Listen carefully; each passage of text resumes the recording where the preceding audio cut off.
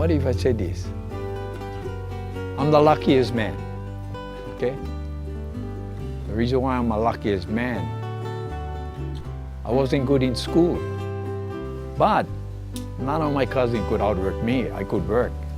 So I went to trade school for a little while, and then I went on the beach. When I was young, at 80 years old, I used to go down to Isle of Wight. They had canoe clubs down there. And at that time, they had only 16 and under before the short guys, so I was lucky I get to race with them.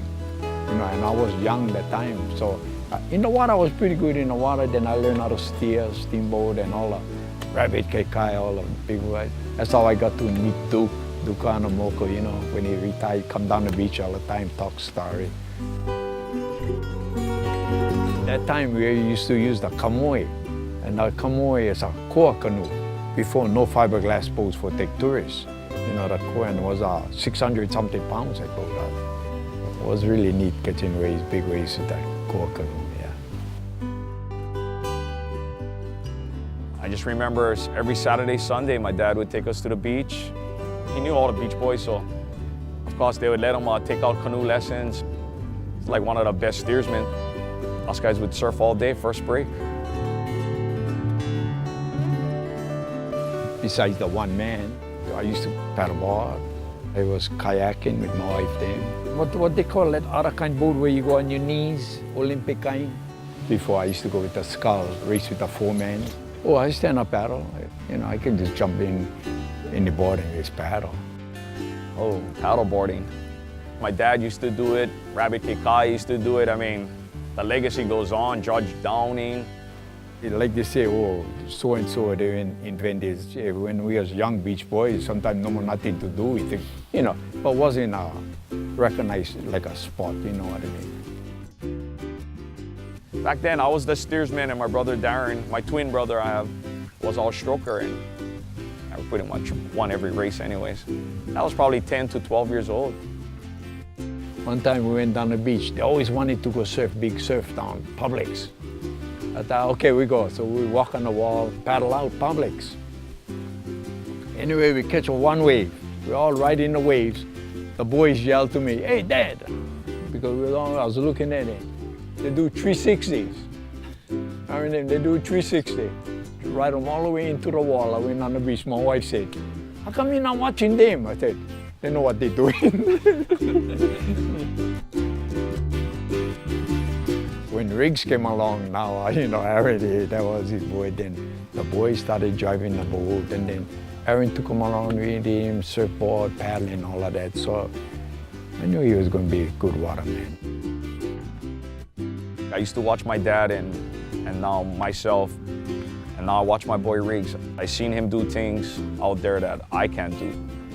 Like, everybody always asks, what make you guys so fast? So I can say genes, because we got this knack to find the bump and connect it to the next bump.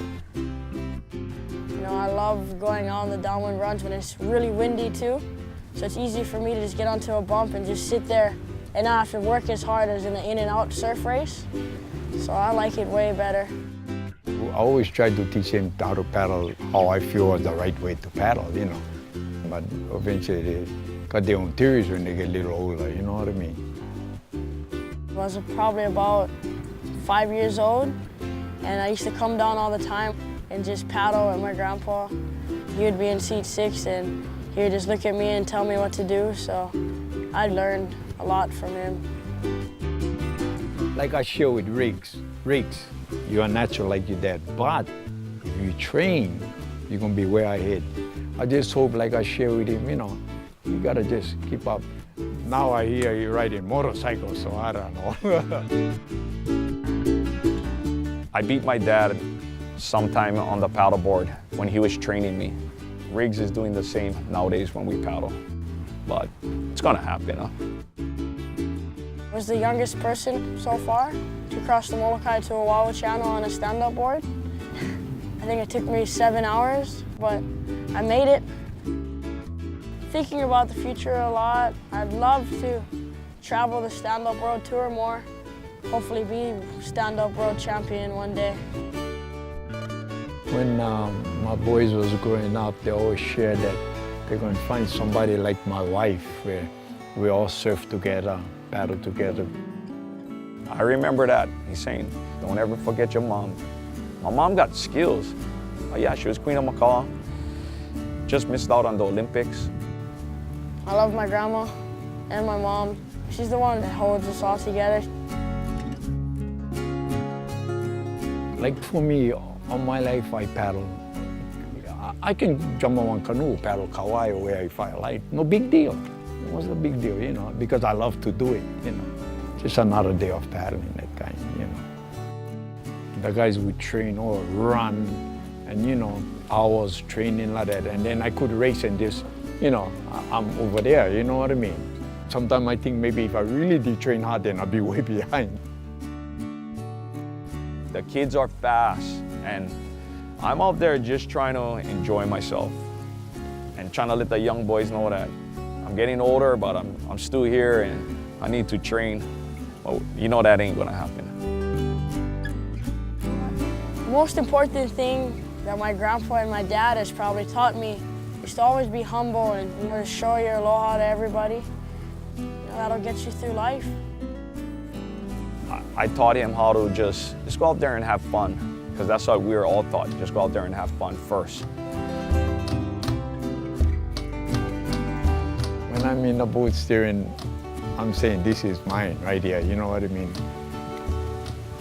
But we're lucky, we're lucky.